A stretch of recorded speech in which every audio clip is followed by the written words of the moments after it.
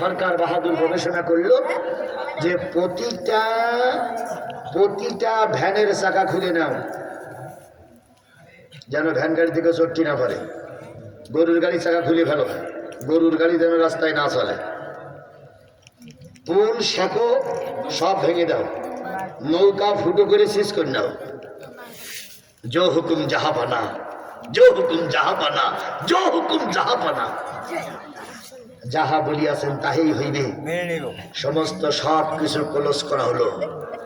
শাহজালাল ইয়ামিনী রাহমাতুল্লাহ আলাইহি ছিলেন কোরআনের হক্কানি পীর, কথা বলে ঠিক না বেটি?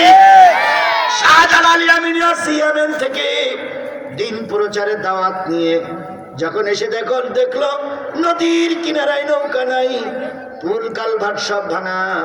শাহজালাল সাথীদেরকে নিয়ে ভাগ্নে, কি নাম জানো, শাহপরানকে বললো কি করা যায়। মামা ভাগ্নে যুক্তি পরামর্শ করলো, ফিরে যাওয়া যাবে না, ফিরে গেলে আবু জেহেল বংশধরে বাংলাদেশের পরে খারাপ ব্যবহার করবে, যে কায়দায় হোক পার হতে হবে।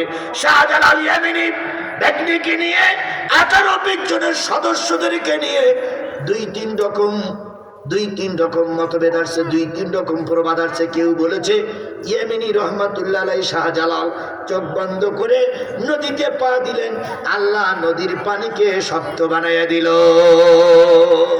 আরেকটা রেওয়াত আছে, কেউ বলেছেন জায়নামাজ বিছালো, জায়নামাজে বিছাইয়ে শাহজালাল ইয়ামিনী পার হয়ে আসলো। আরেকটা রেওয়াত আছে তিনি কি বলে, তিনি পাথরের কানে এনে পাথরের পরে চড়ে বসলেন, পাথর তাকে পার করে দিল। যেভাবেই হোক শাহজালাল ইয়ামিনী রহমাতুল্লাহ আলাইহি পার হয়ে পারে চলে আসলো। এদিকে গোরগোবিন্দ বিরাট সমাবেশ করে চারিপাশে বডিগার্ড রেখে বিরানি ভাত রান্না করে ওখানে আনন্দ করতেছে আর বলতেছে, হুজুর আসতে পারবা না, হুজুর আসতে পারবা না, হুজুর আসতে পারবা না।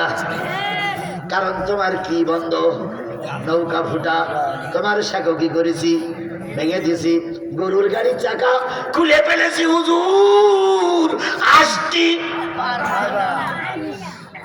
শাহজালাল ইয়ামিনী রহমাতুল্লাহ আলাইহি যেভাবেই হোক গোরগোবিন্দর দরবার পর্যন্ত হাজির। গোরগোবিন্দর দরবারে এসে শাহজালাল ইয়ামিনী একটা তাকবীর দিল, নারায়ে তাকবীর। গোরগোবিন্দ কয় সেনাবাহিনী প্রধান কিসের আওয়াজ? আল্লাহু আকবারের আওয়াজ। হে প্রধানমন্ত্রী কিসের আওয়াজ? হুজুরদের আওয়াজ। নারায়ে তাকবীর আল্লাহু আকবারের চেয়ে উচ্চ স্লোগান আর পৃথিবীতে কিছু আছে? যুবক ছেলেরা তোমরা দেখেছো কালকে ভারতের যুবকদের সঙ্গে আমাদের বাংলাদেশের যুবকদের কি হয়েছে? ক্রিকেট খেলা হয়েছে, দেখেছো না? 11 জন যুবকের ভিতরে একজন যুবক হিন্দু। সৌম্য না কি জানো, সৌম্য সরকার, এই হলো হিন্দু, আর বাকি 10 জন কি? ভারতকে হারাইছে। হারানোর পরেই মাঠে ওরা কি ধরিতেছে? নারায়ে তাকবীর ধরিতেছে। যখন নারায়ে তাকবীর ধরিতেছে তখন ওই ভারতের কাকড়া খাওয়া জাতি তাকাই দেখে, কি আশ্চর্য, মুসলমানরা সবাই একসঙ্গে কি বলে রে। নারায়ে তাকবীরের চেয়ে উচ্চ আওয়াজ আর পৃথিবীতে কিছু হতে পারে না, কথা বলে ঠিক না বেঠিক? আজকে একটা মিডিয়ায় দেখলাম